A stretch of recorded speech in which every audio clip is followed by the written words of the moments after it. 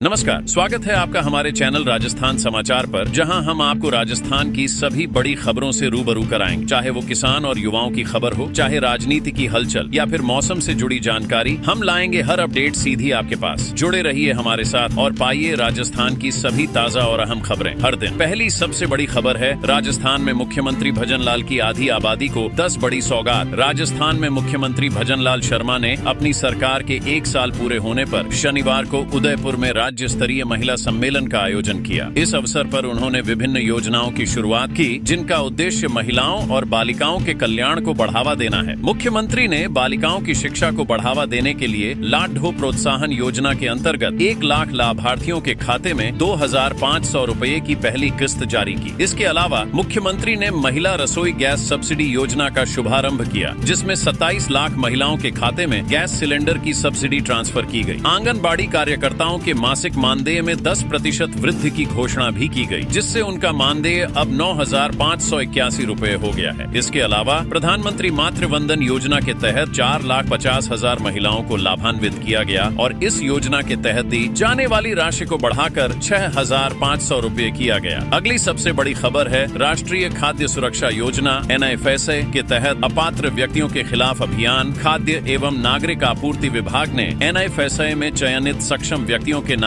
स्वेच्छा से हटाने के लिए गिव अप अभियान शुरू किया है। इस अभियान का उद्देश्य अपात्र व्यक्तियों को चिन्हित करना है, ताकि योजना का लाभ केवल योग्य व्यक्तियों तक पहुंच सके। जिला रसद अधिकारी ने चेतावनी दी है कि 31 जनवरी 2025 तक अपात्र व्यक्तियों का नाम हटवाने की प्रक्रिया पूरी नहीं होने पर उनके खिलाफ विशेष अभियान चलाकर कार्रवाई की जाएगी। इन व्यक्तियों से अब तक लिए गए खाद्यान्न की वसूली बाजार दर पर की जाएगी। साथ ही आवश्यक वस्तु अधिनियम के तहत कानूनी कार्रवाई भी की जाएगी। अगली सबसे बड़ी खबर है, मुख्यमंत्री भजन लाल का बर्थडे ऐलान। खाटू श्याम जी को खास तोहफा। राजस्थान के मुख्यमंत्री भजन लाल शर्मा ने अपने जन्मदिन के मौके पर पूंचरी में सभा को संबोधित किया और एक खास तोहफा दिया। उन्होंने खाटू श्याम जी के भव्य दरबार के निर्माण के लिए 100 करोड़ रुपए की राशि स्वीकृत की। इसके अलावा विभिन्न पर्वों जैसे होली, दीपावली, शिवरात्रि और रामनवमी के मौके पर रोशनी सजाने के लिए बजट का प्रावधान किया गया है। भरतपुर जिले में कैला देवी झील के वाड़े और गंगा मंदिर के विकास कार्यों को भी मंजूरी दी गई। मुख्यमंत्री ने पूंछरी का लौठा गोवर्धन परिक्रमा विकास परियोजना का शिलान्यास किया और इस परियोजना के माध्यम से आध्यात्मिक धारा को नया आयाम देने की बात कही। अगली सबसे बड़ी खबर है,